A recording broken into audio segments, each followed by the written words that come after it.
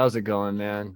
Good. How are you? I'm excellent. I was just kind of talking to you in the green room a little bit. My good friend of the show, Rylan Grant, hooked us up, and the fact that I mean, this is a podcast for those people listening on Spotify and iTunes that can't see. But if they were to look at the wall behind me right now, it is loaded with your work. So I've been a fan for as long as I've been in comics, and it's awesome to have you on board, man. So welcome. Thanks for having me. For sure, for sure. I know you've got cool stuff in the works right now that we're going to talk about. We got Cobblestone Chronicles, and I want to make sure I get the entire name right here. Michael versus the Babysitters, is that right? That's right. That's the new book. Awesome, man. So that's on Kickstarter now as we speak. And you have, I mean, you're funded. You're good Oh to go. yeah. At this point on, it's just on to stretch goals and stuff, I would imagine, right? Yeah, I mean it's all gravy at this point. I mean, we're Elise and I. This is our first Kickstarter that we've ever done, and so we had no idea what to expect. You mentioned Ryland; he was a huge help to figure out, the whole system of what to do, and he looked at it way before I launched just to make Yeah. sure I was on the right page. Because I didn't know what to expect. This is, my first, adventure, and I dove into the deep end of Kickstarter.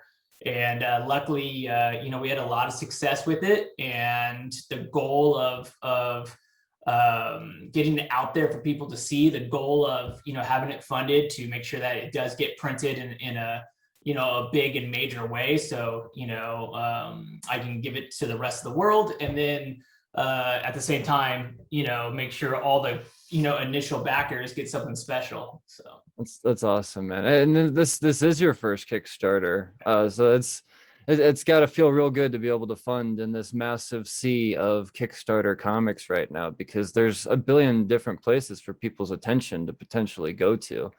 So to be able to land enough eyes to reach your goal and make sure that your book is successfully funded, that's quite the accomplishment now, man. So it's first of all, congratulations. thank you. I just backed it about an hour ago. I was looking at it and it's like, oh, this price point is 70, what was it, 74 pages, 72 pages. 72 pages cover to cover. Yeah. That's amazing. Full color, as a color artist, I would imagine, would Yep. only have It's it. always in color. But no, I mean, this is something that I cannot wait to give to my little 7-year-old. She has been just kicking ass in life right now, and this is one of those things. I mean, it's not going to be an immediate, gift, but it's something that's well deserved that I cannot wait to share with her. She's going to be all in this, man.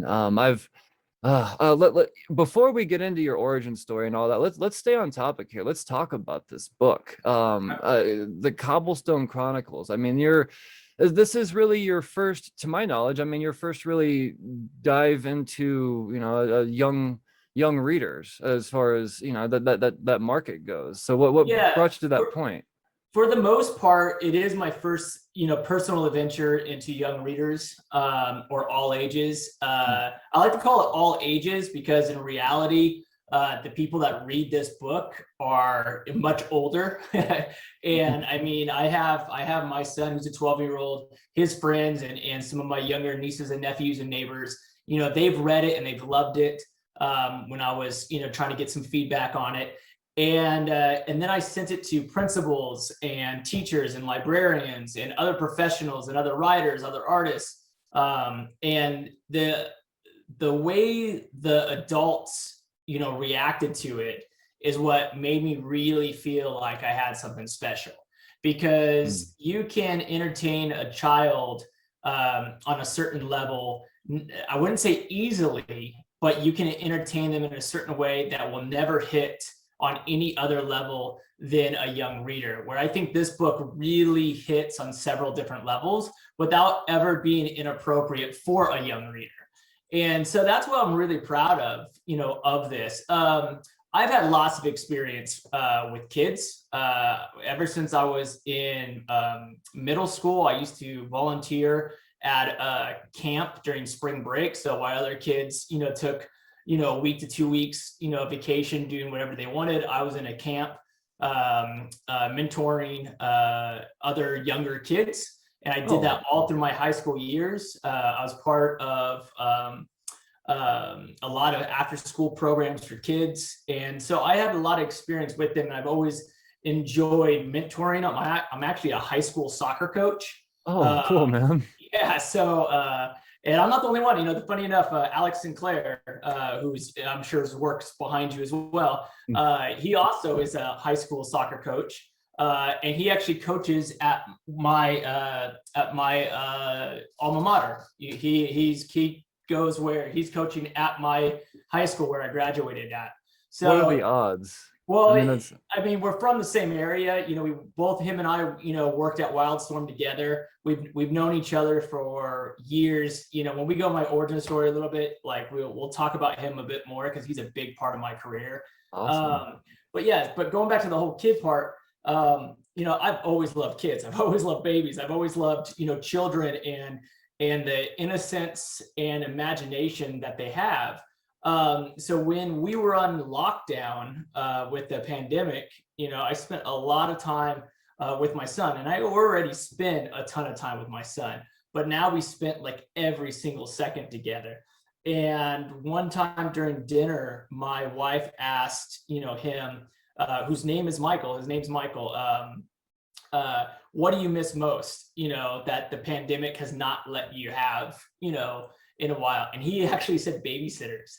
He's like, I miss my babysitters. And we're like, you miss your babysitters? Like, yeah, when you guys go on date nights, you know, they'd come over and they would be able to watch movies, play board games, do laser fights, build Legos, laser tag, sword fights, you know, like all these different things. And, you know, board games that me and my wife are like, okay, we're done with this board game, you know, for a while. And he wants to play it. So he'll make the babysitter do it over and over. And we used to joke that it's not so much that it's Michael playing with the babysitter, being watching the babysitter, it's Michael versus the babysitter. And, and then an idea kind of came to my head and I instantly started thinking of it. And I started talking to my family, like, I can see that being a good comic. Like I could see that being something special. And I just right then and there at the dinner table started kind of putting together this idea, and it actually filled out where it was a full formed idea of start, middle and end, beginning, middle and end. And I've always wanted to work with Elisa Wiki, the artist of the Cobblestone Chronicles. And I thought this project was finally her style, something perfect for her. And so I called her up instantly. I literally left the dinner table. And I called her up. I said, hey, I got an idea. And I want to know if this sounds anything, remotely interesting to you. And when I pitched it to her, she loved it and she started adding to it already. So I knew she was excited about it. I said, all right, give me a little while and I'm going to write it out. I'm going to, get some layout together and we'll talk about it. I probably wrote the book, the initial first draft, in about 3 days. Wow. And it wasn't necessarily dialogued in 3 days, but it was written out with page breakdowns of what's happening, and it flew just flowed out of me so easily because it pulls from my child's experience, my childhood experience, other people, that I've talked to's, childhood experiences. And so it's so natural. And that's part of the reason why I think adults will also enjoy this book, is because it gives them some nostalgia and it gives them some, fond memories of their own childhood. And so when that happens, that's why we have so much more. And then Elisa and we really fill out this story where we put extra details that children most likely will miss. And they'll miss it just because they are young readers. They won't know that these things are hidden in plain sight, where adults might pick up on it almost instantly, or at least have the ability to recall a page that they read 20 pages ago for the moment, that they're reading now. Like, oh, I remember, wasn't it? And then they'll go back and like, yep, there it is. Awesome. And the book is always filled. My last creator Unstained was the same way. And on the opening, 3 pages, we told people really what the book was about, without telling people what the book was about. You just had to really look into the artwork. And just because this is a young reader's book or all ages book, it's no different. It's the way I like to tell comic stories, or stories in general. I like to be no matter what age group they're going for, I like to have them full and intricate, and relatable and understandable. And Cobblestone is no different. Yeah, no, I love all of that. No, the fact that you bring up the nostalgia point as far as attracting the more, I guess the parent readers, the ones that, I guess you don't have to be a parent, but I feel like if you are a parent, that this is a home run because, it's something you got to share together. And this is what I'm looking forward to. I mean, I know you were mentioning the age range kind of being around 10 to 12. My 7-year-old is, I don't mean to toot any horns or anything, but she's an incredibly advanced reader, and her homework every day is actually, to read 20 minutes of books, and I've got an abundance of comics that are just right up her alley, and this is going to be one of those things that yeah, no, she's going to be very much into, and I'm gonna be able to enjoy it with her now. It's not going to be something I could just hand off, like the Legend of Korra or something like that. Like, yeah, it's perfect for you. You read it, but I'm not into it. This is something that, I mean, like I said, you get attracted to a certain creator and you just start having faith in their work. And me being a longtime fan of yourself, like you're a color artist, but I could say I've also read your stuff, man. Look at it. That's a good one too. That's a rare. That's probably the rarest cover. Yes, indeed. So, for those the people that can't see what just happened, he's also written a pretty badass book, I might say, called Stained. Was that was I guess let's work this origin story in reverse. So I've never done it like this. All right. We're definitely. I want to come back to Cobblestone for sure. We're not done with Cobblestone, but since you brought up Stained, or at least I kind of brought up Stained a little bit. This isn't your first venture into writing with Cobblestone. You have done something that's not all ages, or essentially, and with Stained, that was it, like 2017. Yeah. Was that your first published writing as a comic book artist, or how? As a credited writer, yes. That's awesome, man. Yeah. Oh, so, that's gotta feel cool. Yeah, back around 2000, I would say 11, 12, I was an art director for Cryptozoic Entertainment. I did the World of Warcraft TCG, the Big Bang Theory party game, the Walking Dead board game, the DC deck building game, and a bunch of others. But my main job was to art direct the World of Warcraft TCG. And during that time, part of the reason I took that job is because I wanted to do a lot more writing.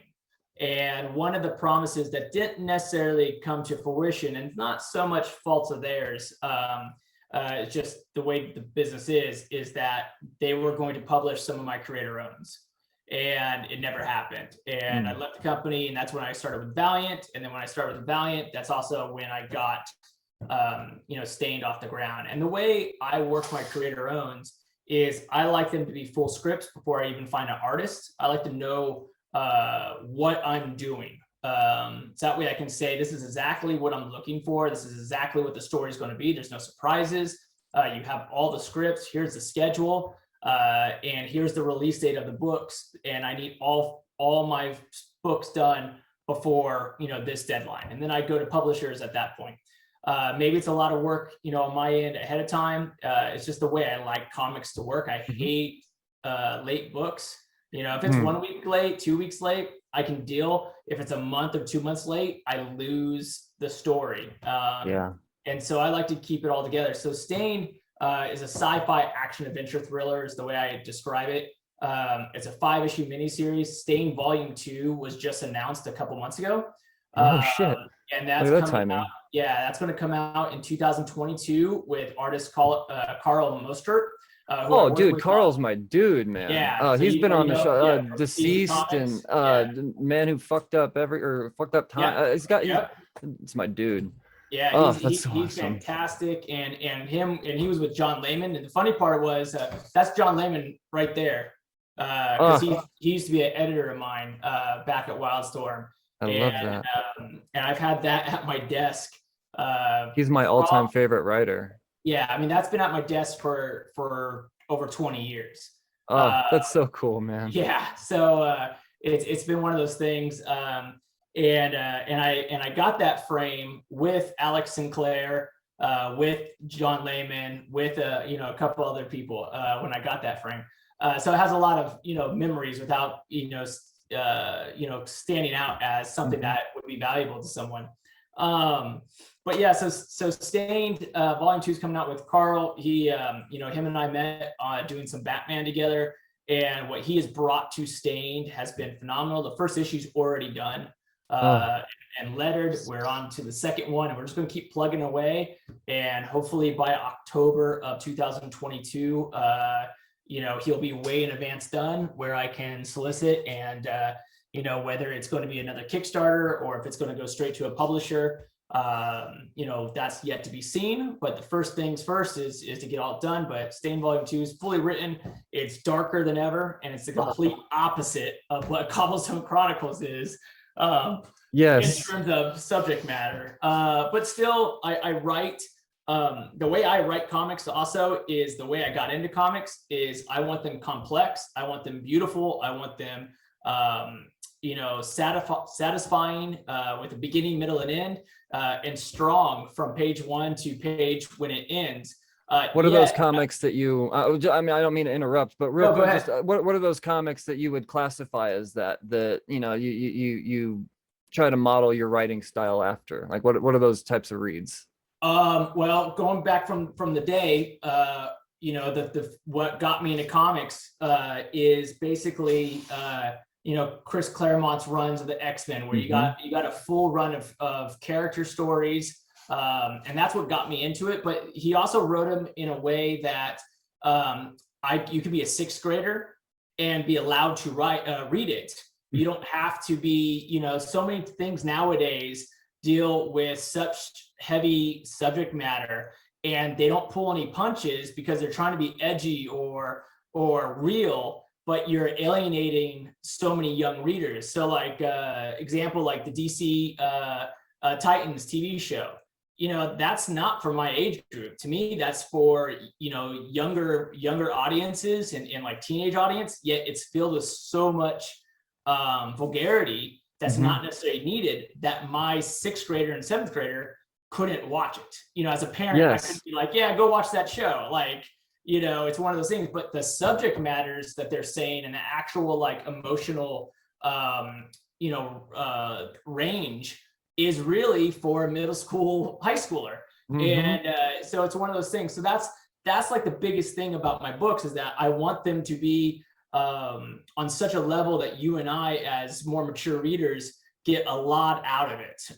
Yet I don't want it to be vulgar or so graphic that you can't let a younger reader get exposed to quality comics. And I think Stained showed that a lot, because in Stained, you saw it's about human trafficking. We killed about 30 kids, but you didn't see any of those kids die. They were in crates, type of thing. So it was implied, and it was horrific death. It wasn't if you actually are mature enough to see what's going on in the book, you are horrified by what these bad guys are doing. Then you have and I say this lightly, for anyone, or not lightly, I say it very heavily, but there's a rape scene in the book. But again, because of experiences that I know of people, and just the maturity levels of people, the rape scene is completely 2 black panels, where you don't see anything.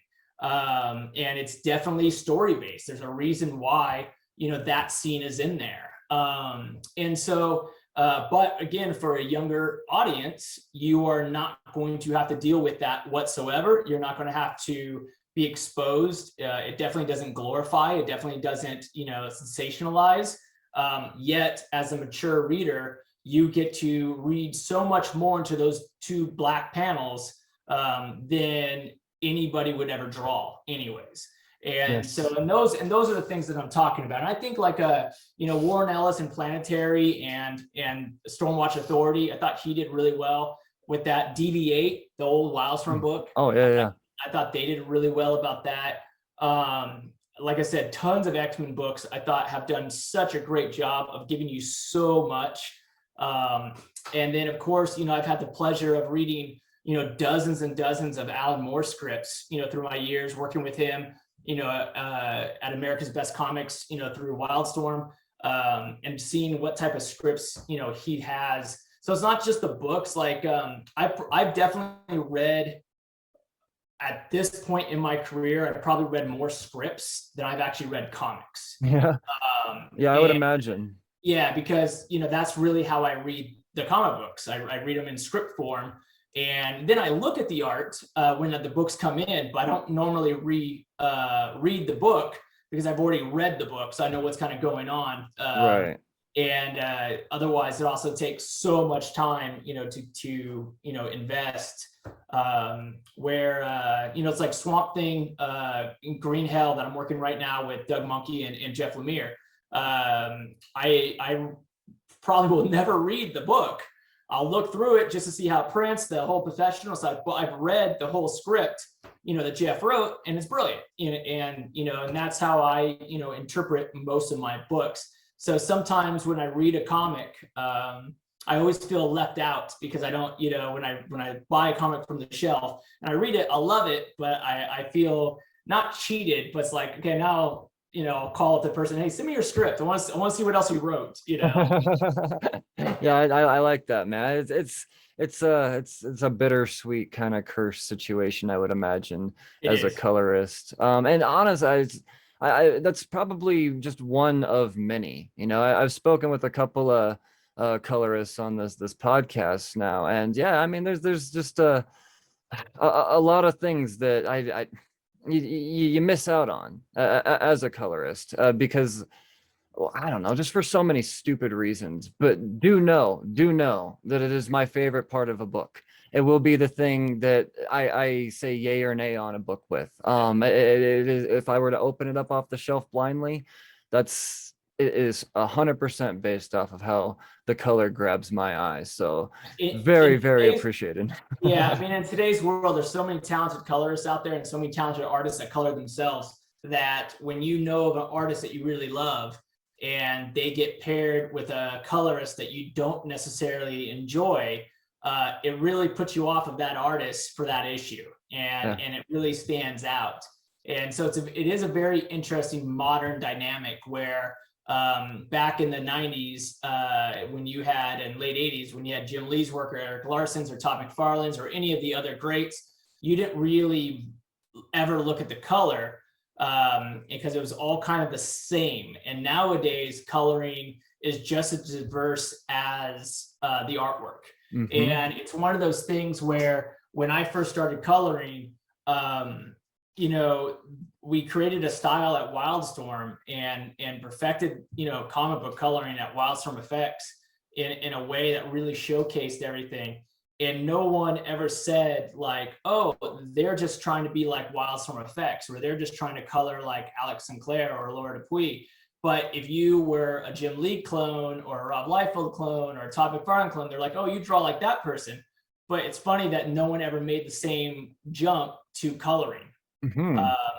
They would do the same with writing. If you wrote like Frank Miller, they'd say, oh yeah, he's like a Frank Miller clone in terms of writing, or he's, but no one ever made that jump to coloring because it was such a new thing. And because when we first started coloring, no one really knew our names. And so it wasn't really a thing that you could say, hey, that person, colors like David Barron. Right. Alex Sinclair, because you just wouldn't know. You'd see Wildstorm Effects and that would be it. Yeah, well, and that's I'm talking to a couple of color artists. The first one that comes to mind is Sean Callahan. He's a hell of an up and coming guy, but he was telling me, the first time he put a book out, he went to go pick it up off the shelf and it didn't have his name on it. Yeah. And I'm like, oh, dude, that's terrible. And that's like one of those things that just irks me. If I look at a cover, and if you're going to take the time to title the books, put those names on there. There's 2 more names at least you got to put on there. You got a color artist, you got a letterer. They're without them, you got a crap book. Yeah. I mean, it's so yeah, no, it's just another one of those things that you guys got to suffer as color artists. But it makes me wonder.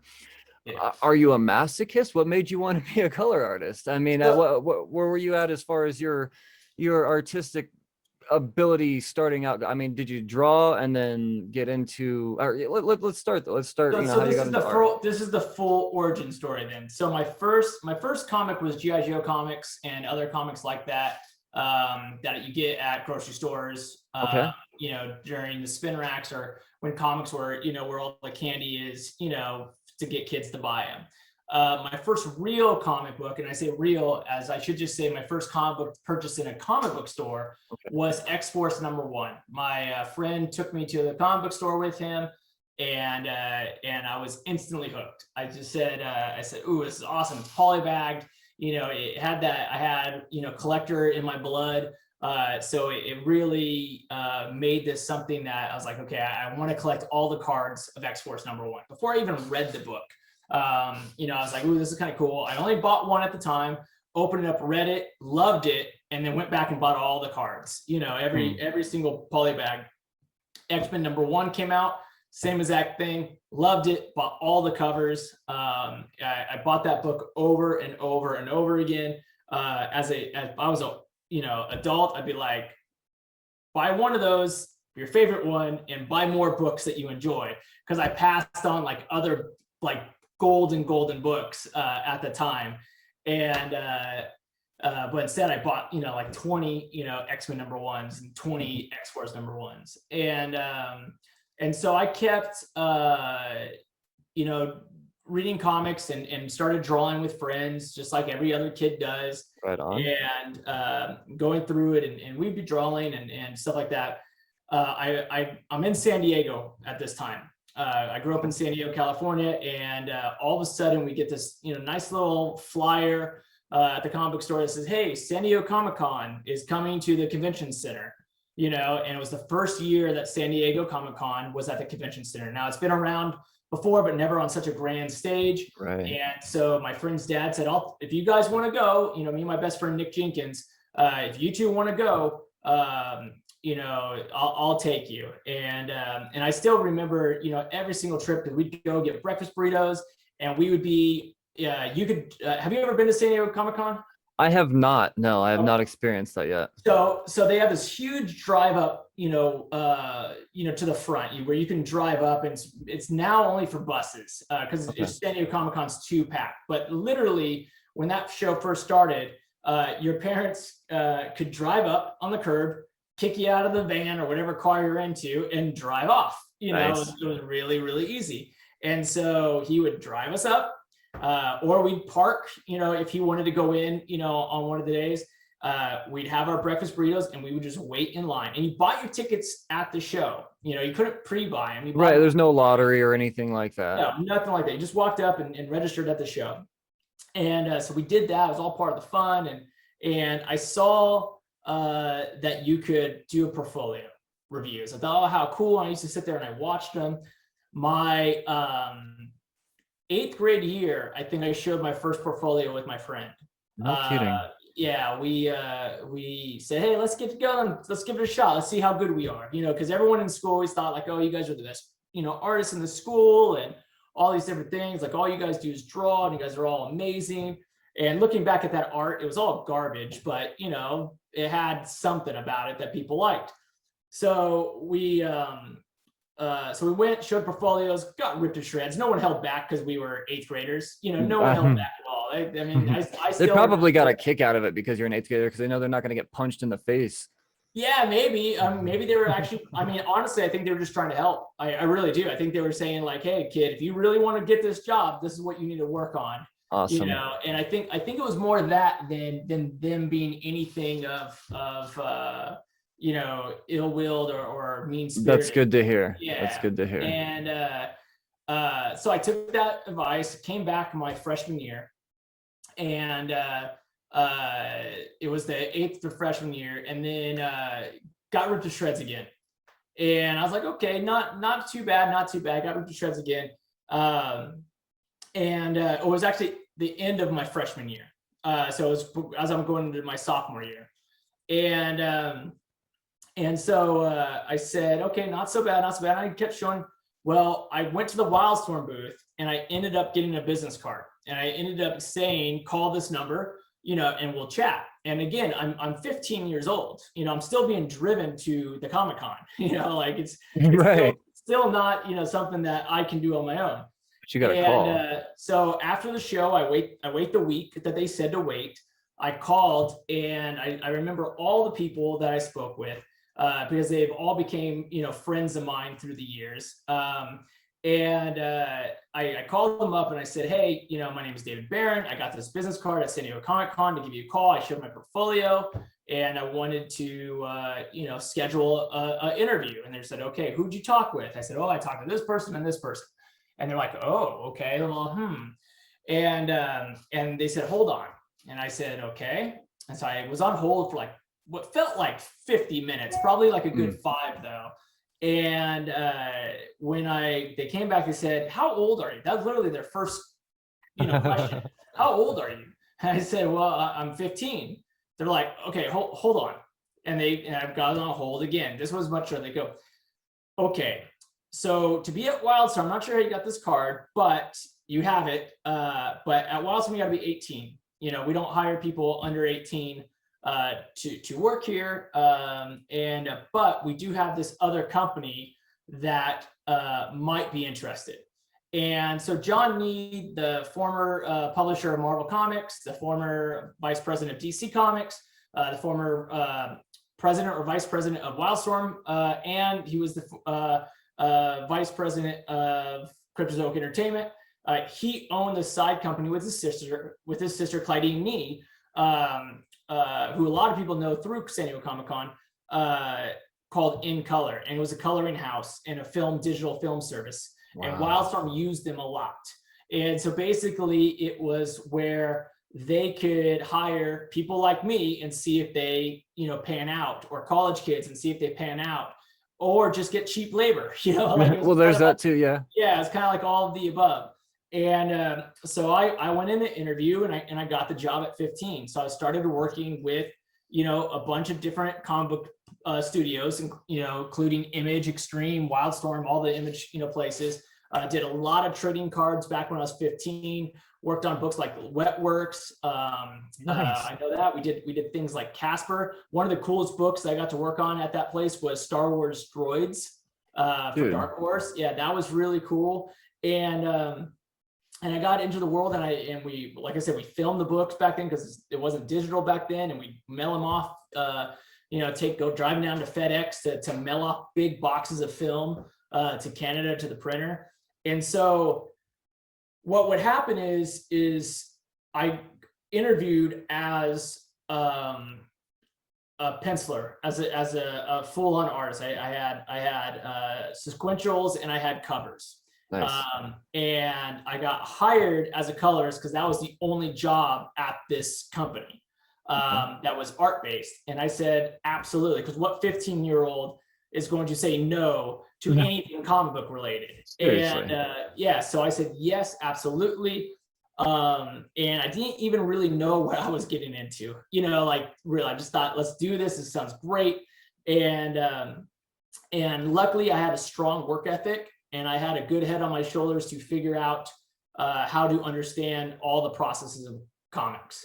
Working deadlines at 15, like that's tough, man. I mean, that'll learn you real good. So one of the things, we had a friend, again, a longtime friend. He's one of the first people I met at Wildstorm because he would come to In Color and he would bring pizzas. And he'd bring a bunch of pizzas. His name's Aaron Watanabe, really nice guy. And he'd bring a bunch of pizzas, and he'd bring one zip drive. And for people that don't know what a zip disk is, it's this little blue disk that holds a lot of information. Well, like 3.2 megabytes of information. Yeah, which back then was a lot of information. That was huge. Yeah, and or he would have several, we'd have a whole stack of them. And it would have a bunch of trading cards on them. And he would a lot of times like bring him in on a Friday because all the art came in, throughout the week, bring it on a Friday and said, we need all this done by Monday. And so Friday to Sunday evening, I would just be In Color working nonstop and loving every second of it, doing Gen 13, doing Spawn, doing Wildcats, like I said, Wetworks, all these different, awesome cards. But a lot of the old image card sets that came out at, in 94, 95, and 96, they were almost all done by me. Like half of those sets were done by me. As a teenager. Yeah, as a teenager. Like a barely teenager. You're not like Yeah. almost graduating teenager. Yeah, 15, 16, and 17 were in color. And then when I turned 18, I moved to Wildstorm Effects and Wildstorm proper. And then that's when I really started to get to work with Alex Sinclair and Laura Dupuis and Ted Ehrlich and so many others. I mean, that place was full of talent. Joe Chido, Wendy Fouts were there, still doing hand colors. Scott Williams' office is right there. Our office is right across the hallway from Jim Lee's office, and John Nees and Travis Charay, Jeff Campbell. I mean, all these people are all over, in Wildstorm, including all the editors, Scott Doombeer, Ben Abernathy, John Lehman, and so it was just a magical moment. And DC bought Wildstorm, and then we kind of get more to, my more current stuff of working with DC. But it's been, what is it, 20, going on 28 years now of comics. That's amazing, man. Because I was thinking, I saw that, almost 30 years, and then you popped on my screen. I'm like, so you've been doing this for what, like since you were 12? Well, I mean, yeah, I mean, you don't. I mean, shit, dude, you look like you're my age, and you're still like less than like 8 years older than me or something like that. So it's no, dude, I can't imagine that life, like just right out of high school, being right up into the mix of it at its best too. Like it was the dawn of modern comics, and oh man, this is what an incredible story. I don't know of many people that have decided that, I mean, 15 years old, getting discovered like that, after a couple, even then you experience rejection at a young age. Like I said, I know if somebody told me, no, you're not going to do it at 15, I'm like, I'll figure something else out. Yeah. I mean, I'm a dumb 15-year-old, but you were much smarter than that. And dude, Jesus Christ, I am so grateful for that story. That is amazing. Now since you decided, okay, coloring's my thing, and you're a surefire Hall of Famer. I mean, this is, as far as color artists go, I mean, you are a household name at this point. There's no doubt about it. But to know that you got recognized as an artist, have you ever thought, okay, maybe I want to draw a book? Or I mean, you just started getting into writing again a few years ago, technically. So is drawing the next phase possibly? So I've done a good amount of covers. Okay. I do enjoy the art side. I enjoy the writing side a lot more because I can get more out. And part of the reason I think I enjoyed coloring so much and stuck with it. So even during all those coloring years, I've always drawn things, and I've always written stories. It's just how much did it actually get to the printed page of a full comic book series. And in comics, especially, which was really weird, especially in the 90s, they didn't really like writers to go to art and artists to go to writing. That's something that happened more in the 2000s. And, when writers, started saying, well, I draw too, so I want to draw my own book, or vice versa. It's more commonly vice versa, where an artist was like, well, I'm going to write my own book. And then they kind of realized what they like to do better, because I know a lot of artists that can write, and because they enjoyed storytelling and they're very creative, which makes them such a great, artist. But ultimately, they'd rather be behind an art desk than a keyboard. Mm-hmm. And I think that's really where people go, where I right now would rather be behind a keyboard than an art desk.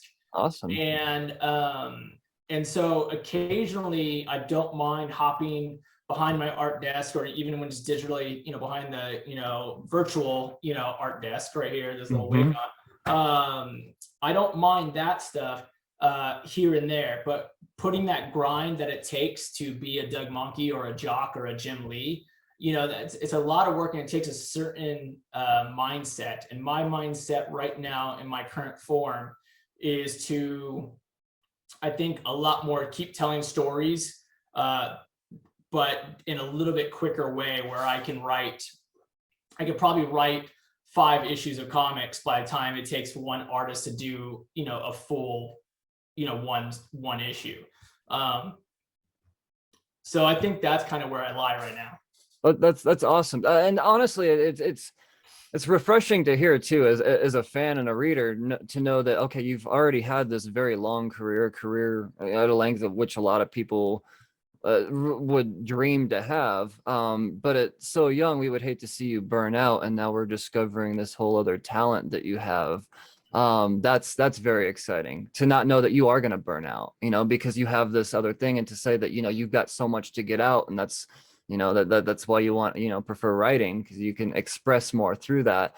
That is awesome to hear, man. And to see these two different sides, and here I go circling back around, going back to Stained, and then Cobblestone Chronicles.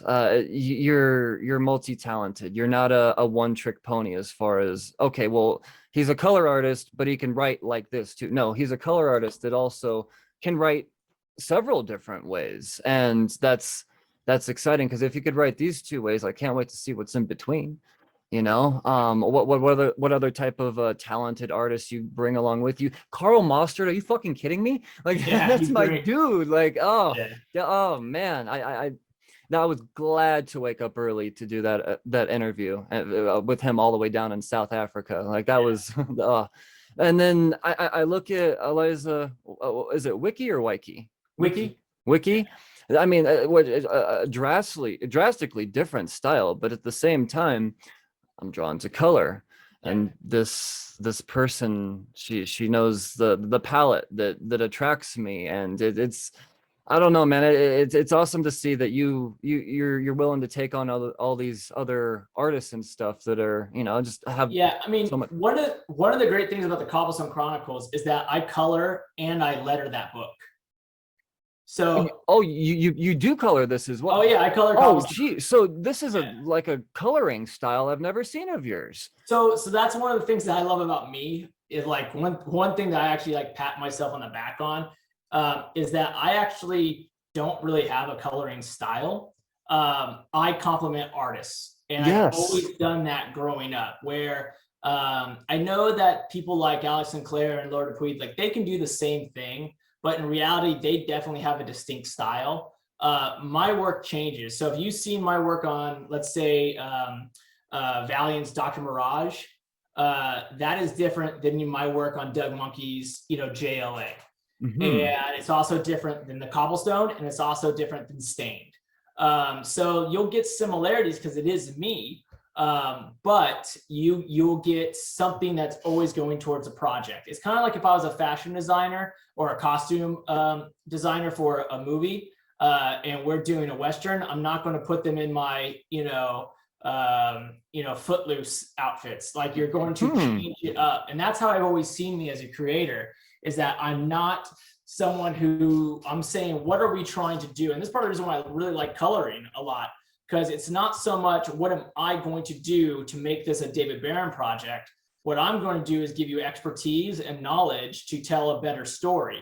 And so that's why I read the script, I find out what the story is that we're telling, and then I apply my craft to help tell that story. Where I think there's other people that they don't care what the story is, they're going to make it look the way they want to make it look. And right. That's not me. Yeah. Well, and they say stuck in this bubble to where, it's kind of, you become, I guess, like a character actor in a way, to where people are like, oh, he can only, I mean, he works well with Jock and Capullo, but he would never be able to do so and so. You're somebody to where you could be paired with anybody because you complement the artist. You're not a color artist that says, okay, make sure you guys know it's me, but at the same time, I don't know, the subtlety that you bring about it, it's I don't know. You're a humble color artist. It's a Hall of Famer. Let's put it that way, because there's not a lot of people out there that, like I said, you don't have a style, and that's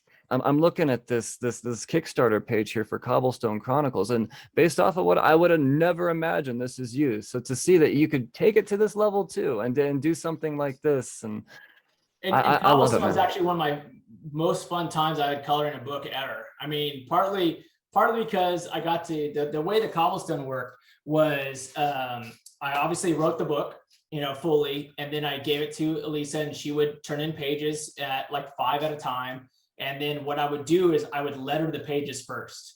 And then that's how I made sure that if there anything that did get changed in the artwork compared to the script, that everything still works. Sometimes I'd come up with new dialogue. Sometimes I'd come up with something a little bit, different to match the artwork better. Or in a very, very rare, I think like twice this whole book, I would say, I don't know if it works. Can we try this? And we would change something a little bit.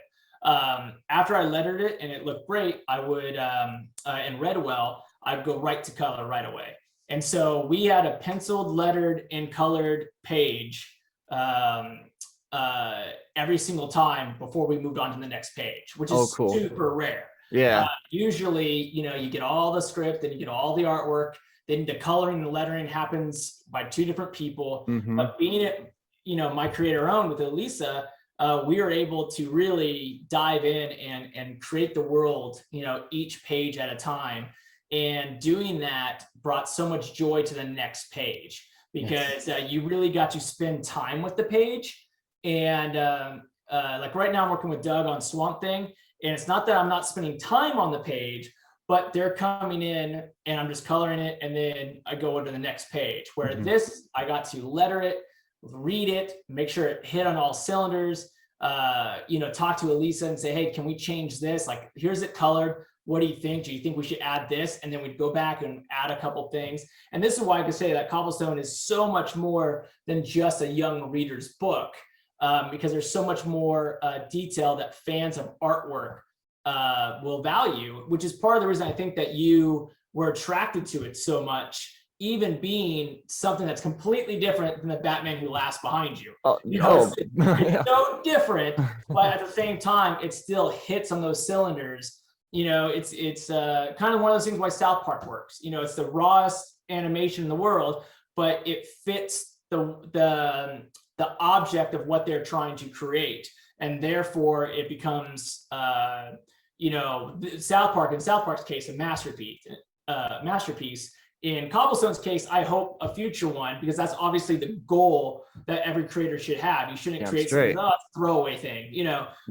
That's not what I do when it's my creator own. Everything I like that. Stained, whether it's Stained, whether it's Cobblestone, whether it's a couple of my other projects coming down in 2022. I'm always trying to hit on award-winning mentality. It's up to the critics and the fans to say if it was good or not, but my goal is always to hit on those cylinders. And that's how I approach comics, because as a reader and as a fan, that's what I'm hoping other people are also doing. They're striving. That's part of the reason why I really love Carl, because Carl's also trying to hit every cylinder every time. And I also love Elisa for that same thing. She's always trying to make you laugh with her artwork. I love it. Oh, that's important. I like that you said that's very, very important to me. Because I mean, honestly, that's a surefire way to keep a book on my pull list forever. Is if you can get one giggle out of me per issue, I can't wait for the next one. And I mean, I'm so excited to read this with my kid, man. You have no idea, David. Seriously. Good. Do you have a projected shipping date on this? December, early December. No kidding. That's like tomorrow almost. That's crazy. So the book's fully ready, for print. I'm waiting on a couple more covers for the exclusives. But those are supposed to be in this week. And then it's off to the printer. It's a US printer. So we control how long it actually will get shipped, and we already know those projected dates. So I hope to send it to the printer literally the day that Kickstarter is done, if not actually a little bit beforehand, just so it's all prepped and stuff like that. Because again, the book's completely done before we advertised it on Kickstarter. And then it'll take no more than 30 days from start to finish to get back to me. You know, and that's on the long side, because that's 4 to 5 weeks, when in reality it's about 3 weeks. So it gives us a 2-week buffer in there. And then it's just packing hundreds of books. Yeah, and me and my wife and son are experts at that, from the 8 years and the online Comic-Cons. Yeah. See, that's one thing. I'm glad you bring that up, because I got to say, that's one thing that I love my Kickstarter. And I've been getting an abundance of Kickstarters in the mail, but the way they've been packed recently, and I'm not going to call anybody out, but a lot of them just get sent in an envelope and shipped out. And that's no good, because I'm a collector. You know, you're a collector. You understand that. You mentioned buying 20 copies of X-Force #1. Do you still have those, by the way? No, I couldn't. So a quick story about my comic book collecting days. It got killed by free books. So it's one of those, how you said, like the pitfalls of being in the industry sometimes. I got every single book in the industry for free. And I kept my UPS and FedEx guy at my house, just kept big boxes on my doorstep. Or one time he had like 5 boxes stacked up. Jeez. I mean, he's like tall as a man. And he said, "Do you need help bringing them in?" I'm like, "No, I don't want them in my house." And he's like, "Oh, what do you want me to?" It's like, I leave them. So my friends would come over and they would literally just pick a box. And I used to let them look through them. And then I made a rule that they couldn't even do that anymore. You just had to take a box. And so I just got too many books, and like, it's the curse of a collector, where you'd be like, "Oh, only if I can get all these things for free." It kind of kills the fun of going to a store and searching for things, and knowing that you were there at the rack when it came out. Like, I was at the store when this book came out and I bought it, type of thing. And so it is one of those things that it makes me sad. Like, I see your darker image behind you. I see, some of the Wolverines and the Venom, #1, all these things that I've had in my collection. Multiple, ones of it. And, from Image Zero to Gold Foil, Oh, they're all over there. Trust me. Yeah. I mean, if I turn the camera a little bit, you would see my curse. I actually just came home with 5 more long drawer boxes 2 days ago because of my curse. And I just signed up as a retailer. So now I'm going to have even more stuff coming in. But now I'm afraid to lose that little sparkle there. Cause I used to I have a pull list. I pre-order everything I buy. I like going and picking up my books, but now they're just going to be delivered to me. And I'm afraid I'm going to, I don't know, dude. I'm a junkie. I'm not going to lose the blog. I mean, I'll find space. I'll just buy bigger. I mean, it's one of those things to always keep in mind. It's kind of like what they say, don't work with family, or your wife or husband type of thing, because you'll see them all day and then you're not going home to them, missing them. Right. You are with them nonstop. And so it's good to work with them. It's just, boundary. Is comic collecting for me was the same thing. Yeah. Like I said, I don't read comics anymore on the same scale that I used to. Right. Unless it's in script form. I read scripts all the time from my friends' books that, "Hey, check out my new script, boom, boom, boom, done." Or I'll read it in PDFs as like, "Hey, check this out, tell me what you think," type of copy. But actually going to the store, grabbing a book, whenever I do that, because I still get that itch, those books usually, will just sit there, and then I end up giving them away, just here, read this book, So I think the last book I bought was, what was the last book I bought? The last issue of The Walking Dead might be the last comic book I bought. 193 or what? Yeah, okay. At a store. I was just at New York Comic Con. I did buy a couple people's books. I bought the person tabling next to me. He actually had a children book. So I bought my son that. It was, what was the title of that? I hate that I can't forget. I know it was like Trash It. Can It. Trash Can It, I think is what it was called. All right. It was a really cool little children's book. My son liked it a lot. So I was happy to buy that book, and I bought a couple other ones of, going around Artist Alley and just, trying to support other people. So those are really good. But collecting. So that's what happened in my collection. I wish I still had those books. Yeah, I've the probably the most said line in comic book history is, "I wish I still had those." Yeah. It's but Not yeah, for I mean, money. Most of those books, I mean, I know that like all my Deadpool, origins and things like that that I had, I know those going pretty well, and all the Rob Liefeld X Forces seem to be grading, really high and that topic fun. But in reality, I wish I had them, not because of the financial, investment that I thought I was doing. In reality, that investment was all emotional. Like yeah, every book that I had reminded me of the time that I had with my, X Force #1 will always be bought because of a friend of mine named Chris Lyons. He will always be tied to that, and the fact that I know his name back from the 6th grade, and he was just a neighbor that we only spent like a year together. But that emotional impact of my career, and then ultimately, Nick Jenkins, who was my best friend growing up, and who I still talk with. All those books, we all have stories, and every time we get together or talk on the phone, what I talk to him about is like, do you remember that comic book store? Do you remember this one? Remember how we used to do this?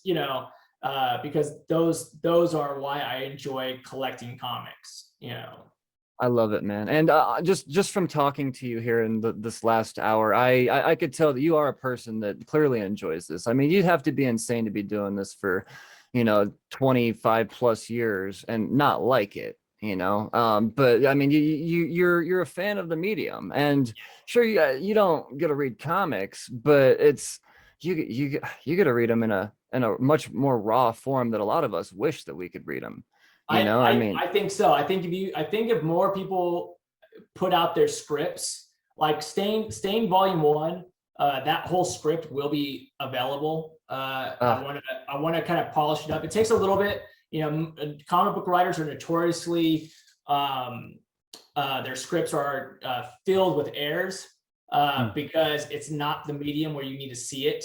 Some more than others. Some scripts, and I won't call people out, but we've seen scripts that are almost illiterate, but are yeah, also beautifully done because they tell a great comic book story. But the right. actual descriptions and use of vocabulary is quite limited, but yet it gets the point across. And then you have people's scripts like, where I can call it, like Alan Moore, who will write a 20-page script, but it'll be like 300 pages. Right. And that's why a lot of times, when he works with artists, he's working with some of the most intelligent artists out there, because of just what his script entails. Like League of Extraordinary Gentlemen would be a wonderful script for people to buy. I just don't know if they ever would actually sell it, especially now. Right. But that script, when I read it, was way over my head. And my good friend, who was editor at the time there, he just loved that script because he understood every single reference, and not only just understood it, but knew it. And he was just thought, man, what an amazing script. And so, I mean, that's another reason why I like comics. It really works on, multiple different levels. But yeah, ultimately, you're right. I love the medium. I think it's one of the best mediums in entertainment, for what you can do. I wish, CBS and, Paramount and Warner Brothers, I know that they have DC, but I really wish that they would invest more in developing comic books, not just developing Thank you. TV shows. Oh, yes, thank you. I mean, I'm 2 second rant. DC fandom, two pieces of information about comic books themselves, and they were all flashes, like news flashes. There was no spotlight on anything at all.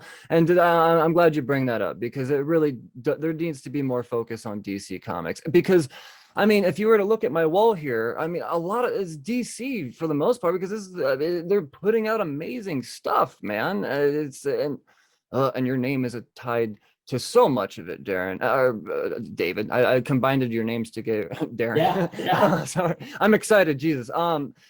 Before we started this, I have the CLZ app, and I was like, yeah, I know this guy's put out some stuff. I was looking at your what have you done on the internet? And it's just never ending. Every time I went to another page, I was like, oh, there's like 20 more things that the last thing didn't have. My point to this being, I went into the CLZ app, and that's how I found this in there, because I saw that you had written something else, and I thought, okay, Stained. Where have I seen this before? I know there's been this book in my house. Where have I seen this? So I went into my inventory. Okay, it's not there. So I kind of diverted away, went into the CLZ app, and I thought, I want to know how many books of David Barron's I actually have. I went in there, it's at 64, by the way. 64 books registered in the CLZ app that your name's tied to, at least that the CLZ app has correct. But I saw in there, I was like, they're stained. So I went in there and I pulled it out, and in the app, it actually shows it as the blank cover. I'm like, I don't remember seeing this. And I got the nerd block here, and man, I just, once again, just geeking out as a collector, how it all kind of circled back around, just seeing you have such this huge index of what you've done. Now I have to just, I know that you're pressed for time here, but one nerdy question, and I want to, this is going to set a standard for any aspiring colorist out there. You do a lot of stuff, man. What is your page rate per day? Like, what do you, because I mean, you have your name on everything. Like, how fast are you working now after been doing this for as long as you have? That's a good question. So you can talk to my friend Alan Pasalacqua, who's also a colorist, and he says by far I'm the fastest colorist that he knows. That when I really want to go, I make my decisions quicker than anybody else, and the way I go through. But with that said, I'm definitely slowing down as I get older. Naturally. Yeah, it is one of those funny things that I was talking to Alan not too long ago, and I told him, I go, man, I'm not as fast as I used to be. Now, if I have to really, get something done, it can happen. I have done amazing work in 2 minutes, and I've done horrible work in 4 hours. In comics, it's all about the process, who you're working with, what is entailed.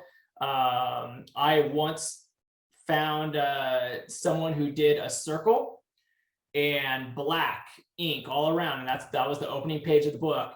And he told me it took him all day. And I was like, why? And he goes, because he kept second guessing if there was a better way to do this page. Even though it's what the description was, as he's working, he's wondering if he can do it a different way. And so that's kind of how comics work. You're looking to always be your best. And so I slow down a lot. I would say on average, if I've worked with this artist before, on a full day, I could probably do 3 pages a day and be happy. If I was forced to do more, like I said, it's where you're at. You could always do less, you could always do more. Obviously, what people fail to realize sometimes, especially artists that I talk to, it's always funny when they're like, oh, take your time. And I'm always like, if I take any more time, I will be broke and not have food on my table. Like there is such a thing of, you have to, get work done. And I would probably say that most colorists must complete 2 pages a day if they're going to have any type of decent living. But in reality, if you want to make a great living, you probably want to do 4 pages a day as a color artist. But with that said, I fluctuate, and I have diversified into other areas. So I don't just, color anymore. So there's other things that I do in terms of design, terms like I work with a soccer club doing design work. I coach soccer at a high school. I work with my wife on many other things with her business. She's a teacher, but she runs all the activities at a local high school, a different high school than I coach at, funny enough. And then, so there's all these different things because, again, I'm not a young colorist anymore or a young creator. It's one of those things that I've learned to kind of adjust as time goes. But when I was young, I once had to do a 48-page book. I got the pages on Friday and I had to deliver them on Monday. Jesus Christ, dude. Yeah. See, I okay. won't tell you which one because I don't want people to like it. Oh yeah, it shows. Because that's the whole secret. The whole secret is trying to let you know, that not let you know which ones we have to kind of rush through and which ones we don't. That's kind of the secret to make it. You pull some punches here and there, but in reality, still give you what we needed. And that was a long time ago. But yeah, so I've done. I think the record was like 24 pages in one day. You're a monster. That's insane. And it was a very mainstream big book too. Like it wasn't, and that was just part of the process back then. Like it was not, Divine Right, #1, the Jim Lee book. The first 8 pages I think took, like 5 months to do just because of Jim's work. And then I think the last, and he obviously he knows better because my memory fades me on this project a little bit, but I think he did the last, what would that be, 14 pages of Divine Right in like a day and a half. And he did them on smaller pages. So instead of the full 11 by 17, he did them smaller, like comic book size. And I remember people running up to his house because he was working at home, grabbing the pages as they were done, bringing them back to Wildstorm down the hill. We'd scan them, we'd color them, we'd film it, letter it all in house. And then at that 5 a.m., it had to go to the printer to, be shipped on time. So there's all these stories in so many different, studios. So, but yeah, no, it definitely ranges. The biggest thing though, especially modern day comics, the mantra is make comics that you want to read. Yes. That is the mantra. So anything that I'm part of, or my part of it is always something that I want. Obviously, if I'm working with DC, some of it's out of my control, but ultimately what I do on my end is to a level that I would want another professional to do on their end if I was going to purchase or read it. Wise words, man. David, I'm blown away by all. I love this last hour of my life, and I know I've kept you longer than I could. I'm gonna count on the fact that we get to do this again because I've got an entire notepad here that I haven't even got to pertaining to your amazing career, man. So I'm not gonna keep you any longer, but I'm gonna make sure the listeners know they need to check out the Cobblestone Chronicles. Even if you don't have kids or whatever, somebody with a kid. That this book needs to be ingested. It really is something special here. I've got my eye on a new artist now. I probably have a bunch of Rick and Morty, so I probably have some of her work. She's a gallery artist. This is actually her first comic book ever. Oh, really? Okay. Shit. See, that's a whole nother thing that we could talk about. Oh man. Yeah. She did a pinup. You should have her on. She's great. She's a great guest, but she did a pinup in Chew for John Layman. Oh. And that was about it. That's the only thing that she's ever done. And then but she's a gallery artist who works, who's done work for Rick and Morty, who's done stuff for WWE, who's done stuff for I can't even name all of them, but she did like Cobra Kai stuff. Oh shit. She did a lot of different things, but yeah, no, she's a phenomenal designer and artist who is currently working. I think it's Lucky, but it's the Willie Nelson company. So sure.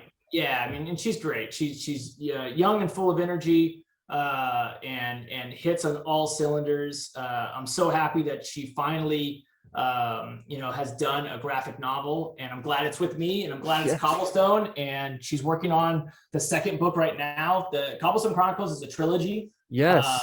And then it'll branch off on that. It's a planned trilogy, but then it'll branch off, more. We don't plan to end it.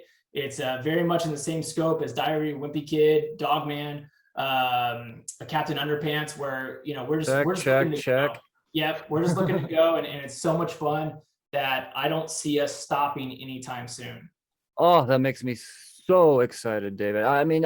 You've dropped all these hints about all the stuff to come in 2022 and all this other stuff. I am counting on the fact that we will be talking at some point again in the future. I have enjoyed every moment of this, man. I do have a million nerdy questions. I wanted to keep it professional the first time. But really, thank you so much. And I could say, ask you what your social media handles are, but they could just type in David BA and Google will probably just autofill their algorithms and take them straight to you. Yeah, I But mean, you can go to my website, davidbarron.co. okay. And davidbarron.co, you can, you talked about my list of work. You can go to my about page, and in my about page, there's actually a drop down menu, to take a look at all those pages. But yeah, davidbarron.co is the best way, and you'll find everything, including the Kickstarter. Awesome, man. Awesome. Well, thank you for not kicking me off and letting me nerd out just a little bit longer, brother. I very much I am looking forward to our next, not just our next chat more so because that means that there's something new coming. And that's really what I'm looking forward to from you. I mean, you have a fan on a whole nother level now, because I just ingested Stained, and Jesus, now I got to track down those other 4 issues. Brilliant, man. I love it. Awesome. Yeah, forever fan here. I'm gonna let you get back to it now, and you stay safe. We'll talk soon.